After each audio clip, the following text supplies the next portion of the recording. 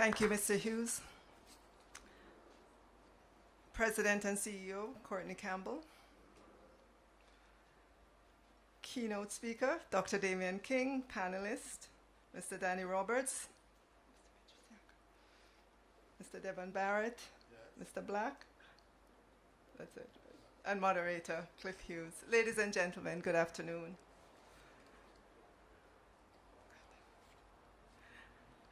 I'm pleased to be here this afternoon listening to this discussion. I thought I would just come to listen, but I thank the moderator for the opportunity to address some of the concerns that have come out this afternoon. I want to say last year, prior to the election, Dr. King asked me to be at a forum that he moderated. And the goal of that forum was to look beyond the election to determine if there was life for the IMF program after the election. At that forum, I unequivocally reiterated the position of the then opposition leader and opposition finance minister that we would abide by the IMF program if we were to be elected as government. Well, it's been more than 2 months since, and I am sure there is no doubt in anybody's mind as to whether or not we will be continuing the IMF program. What we are doing, or what we have just done with the 1.5, is to layer on top of the budget that we came into government and saw, layer on top of that, or what we've been articulating in terms of the shift in the structure of the income tax, particularly the personal income tax in Jamaica. Interestingly enough, just to give you a little bit in terms of what happened in the background, when we presented our plan to the IMF, they said to us, you know, it has been such a long time that we've been encouraging Jamaica to do a reform of its personal income tax. It's been years. And so they were happy that we opened this subject with them.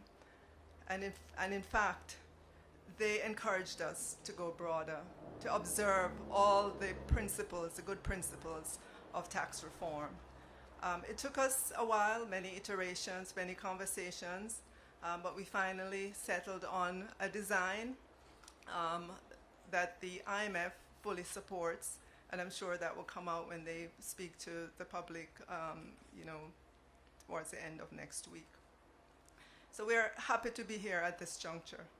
We've done something that has not been done in Jamaica in the magnitude in which it has been done, to give relief to the working class people in Jamaica.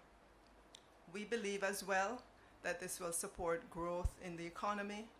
And I know Dr. King talked about the fact that there are more business people than economists. But just to say, we recognize that aggregate demand is significantly important when investment decisions are made. And just to give you an example, when I was in the real estate industry, I did a quick survey of persons to ask them, why is it, persons who are in the industry, why is it you're not investing downtown? There's lots of tax relief associated to building and renovating buildings in the downtown area. And without a doubt, their question always was, who's going to rent the office space when we put it in?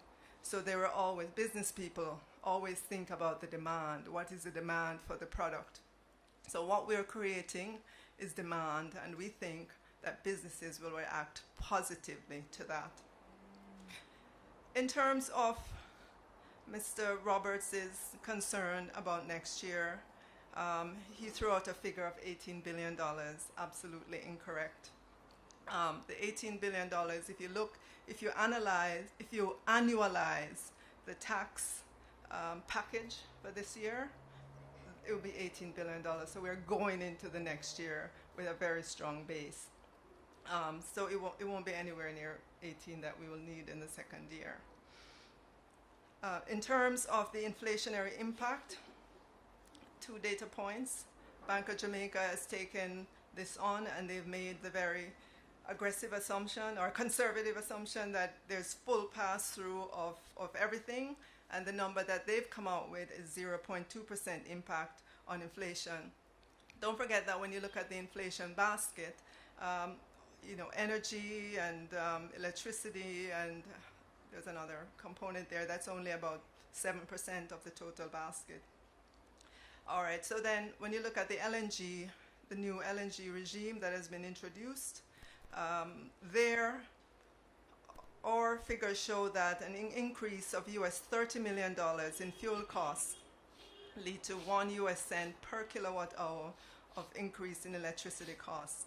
The LNG regime is less than 8 million US dollars, so the impact there is muted.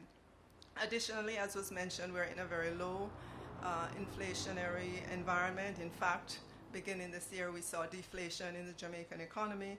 Oil prices are low. It's a good time to do that. In terms of the departure tax, when we look across the region and compare countries, they were at the $25 to $30 range in terms of departure tax. So Jamaica at 35 is not significantly different than that. The increase looks big because of where it was since 2009 in terms of having the departure tax denominated in Jamaican dollars, even though at the time it was pegged at 20 US dollars. That's why that increase looks so big. But when you compare it today, it's not so significant. And we do not believe that an additional $5 or $10 difference on a ticket because of tax is going to sway a tourist from coming to Jamaica. In terms of the continuation of tax reform, we're absolutely committed to it. We have said we are going to move this country over time away from personal income tax and more towards consumption tax, and we're absolutely committed to that.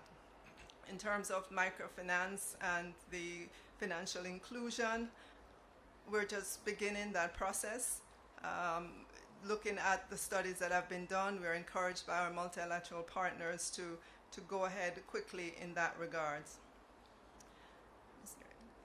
And I think those were the major issues that came up in terms of concerns. So thank you, ladies and gentlemen.